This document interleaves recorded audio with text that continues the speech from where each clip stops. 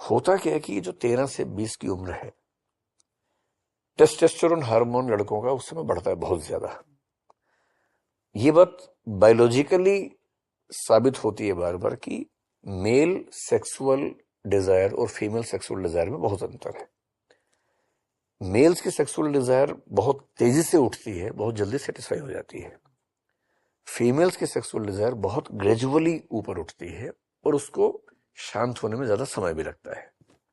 इसलिए आप देखेंगे सेक्सुअल रिलेशनशिप की शुरुआत करने में मेल्स का बिहेवियर हमेशा ज्यादा एग्रेसिव रहता है। ऑलमोस्ट एवरीवेयर आप देखेंगे वही प्रपोज कर रहे हैं, वही ट्राई कर रहे हैं डेटिंग करने के लिए, बाइक घुमा रहे हैं, ऊपर नीचे पहिया घुमा रहे हैं कि किसी तरह से साबित हो जाए कि मैं तुम्हारे लायक हूं। अब टेस्टोस्टेरोन बढ़ गया है, बेचैनी उनके अंदर है, उनको एक्सेस नहीं है फीमेल पार्टनर्स के लिए, ऐसे दोस्त उनके नहीं, वो जैसे माहौल में रहते हैं बात करने से हिलना मच जाता है कि ऐसे पेन मांग लिया, अब बात भी नहीं कर सकते, दिमाग खराब हुआ पड़ा है।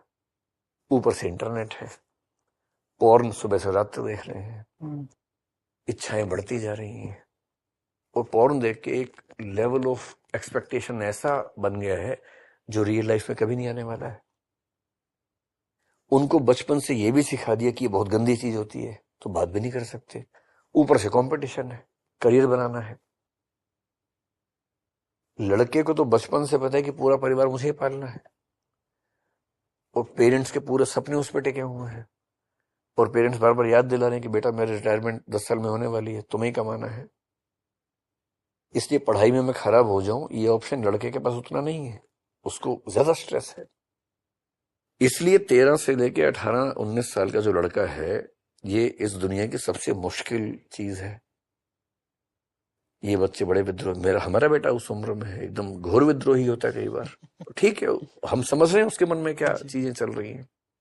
एकदम अकेला है, किसी से बात नहीं कर सकता। तो ये मेल लोनलीनेस दुनिया के सबसे बड़े खतरों में है, और मेल लोनलीनेस के 2 फेजेस हैं। एक तो ये वाला है, इसमें वो बच्चे खुशनसीब है जिनका एक अच्छा गैंग है, वो बच्चे खुशनसीब है जिनके पास अपनी उम्र की एक बहन है और बहन से दोस्ती है जी।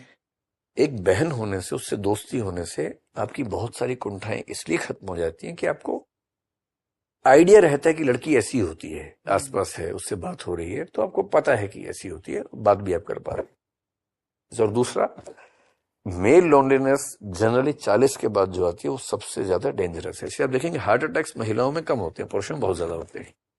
इसके बायोलॉजिकल फैक्टर्स भी होंगे, लेकिन इसका एक बड़ा फैक्टर लोनलीनेस भी है। महिलाओं में शेयरिंग करने की टेंडेंसी बचपन से बुढ़ापे तक हमेशा रहती है, क्योंकि वो एक्सप्रेसिव है, उन्हें संकोच नहीं है, झिझक नहीं है। कहीं डांस वांस करना हो, लड़कियां जितना आसानी से डांस करने चले जाएंगी, लड़के आमतौर पर नहीं जाएंगे, वो मनोज बन के बैठे रहते हैं।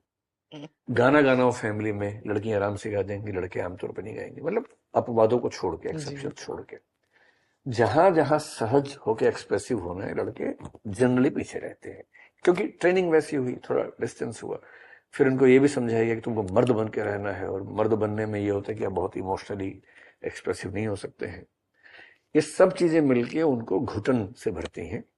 और आजकल साइकोलॉजी में ये एक टॉपिक है जो पढ़ाया जाता है कि जो मिड लाइफ क्राइसिस है, 40 के बाद का जो क्राइसिस है, स्पेशली इन द मेल्स, वो अकेलेपन का, जबकि वो विमेन के मामले में आमतौर पर नहीं, क्योंकि उनमें, जिसको आपने सिस्टरहुड कहा, आपस में रिलेशनशिप बना रहता है, उनके साथ, पेरेंट्स के साथ, बच्चों के